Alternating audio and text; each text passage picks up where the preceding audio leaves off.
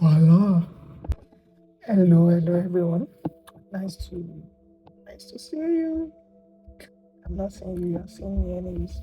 Okay, so very quickly, I'll be talking about three things that can, bring you into that consistency stage of being profitable. You might have been trading forex for a while and you are not consistent, but you eventually get to a point whereby you feel like you are closer than ever if you don't quit.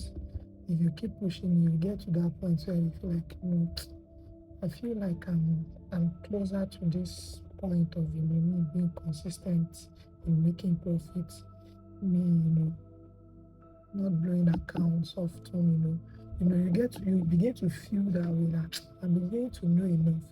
It's called the requisite level of knowledge, where when you are approaching that point, you need to feel like, like this thing is going to work. So you get. So what I'll tell you first is don't give up. Just keep pushing. At that point, just keep pushing. Then how do you eventually get to that point and maintain that point? You make profit today. How do you maintain you being consistent? When you are consistent in being profitable, doesn't mean you will have losing trades or you will have losing accounts, but it brings you to that mindset. Sure you get.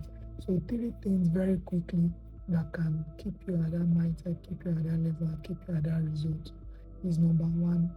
Number one is your strategy. It used to be the hardest. It can be the hardest at first when you are getting to learn forex, know a lot of things. But after a while that you've studied that over and over again, and you followed mentorship, it becomes easy. So you get. So your strategy, you being able to spot a good trade. That okay, this is a good trade. This nice top-down analysis. This inverse head and shoulder. You just being able to spot a good trade. Now, okay, this is my strategy. I'm trading breakout. Or after this breakout, if there's any retest, it's good to go. You being able to spot a good trade, having a good strategy that works, be it top-down analysis, be it breakout and retest, be it ICT, be it advanced price action. You just being able to spot a good trade. And when it comes to strategy, in all honesty, I will tell you that you actually need to know how the market moves. You need to know your market structure. You need to, all of this strategy, all are still in line with market structure. You understand what I'm saying? If the market is trending, it's trending. If it's ranging, it's ranging. So even ICT, top-down analysis, breakout, everybody is still trading according to the trend. You understand what I'm saying? So you need to know your market structure. You need to understand all of these things. So that used to be the hardest at first, but as you keep pushing, as you keep studying the chart, it becomes very easy. You'll be able, just at the glance of your screen, there's no setup here. Just at the glance of your screen, the setup is loading. Oh, this is going to be a good trade. Then secondly, this one helps you make money. And the remaining 2 points helps you, it protects your money. It doesn't make you lose money unnecessarily. It's fine that when you check a setup and say, okay, I feel from what I'm seeing, this thing should sell, and you place a sell trade and you bought. You didn't sell, you just start going bullish. It's fine you lose money that way than you just losing money. Oh, this market should sell and you enter very early, you enter immaturely, and the market eventually goes your way. You've lost money. Now you don't have capital to trade anymore. So the 2 points now, that brings me to the 2 points. Which the second point is confirmation. You need to get your confirmation before you get into the trade. If you are waiting for a counter trend line break, if you are waiting for a 4-hour bullish, if you are waiting for, probably you are even trading a trend line rebalance, maybe a third bounce of a trend line, you need to wait for confirmation. You don't just place the trade as the trade is coming to you, the trend line, you quickly press buy and you quickly press buy bars at the Immediately price it is that trend. You press buy straight. Wait for confirmation. It could be a 15-minute doji. It could be a bullish to the upside. It could be a 5-minute doji. It could even be a price could come back and give you a double bottom 5 minutes on the 5 minute time frame there. Give a nice breakout structure to the upside on the 15 minute is giving you a doji. Just wait for confirmation. Shey you get? It could even eventually come back and then give a counter trend line break. Just let the confirmation happen. Once the confirmation happens, it's telling you that now I am fully ready to move. You get my point? So if you place a trade then, you are not at risk of you entering too early. So if price now chooses to reverse back, it then chooses to reverse back, not that you then enter and price has not given confirmation, is not ready to start going back, you're already in. So this will save you a lot of money. It will save you unnecessary losses. So confirmation is very important. Just let it happen. Just wait for it. Let it happen. See it happen. Then you get into the trade if you can.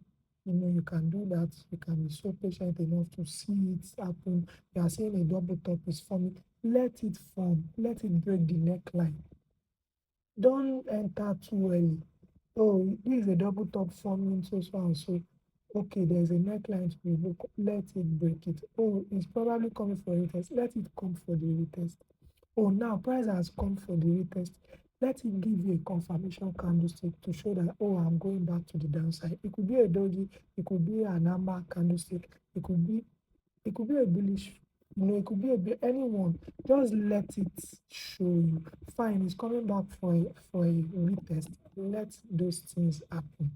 See those confirm. So get your confirmation candlesticks right.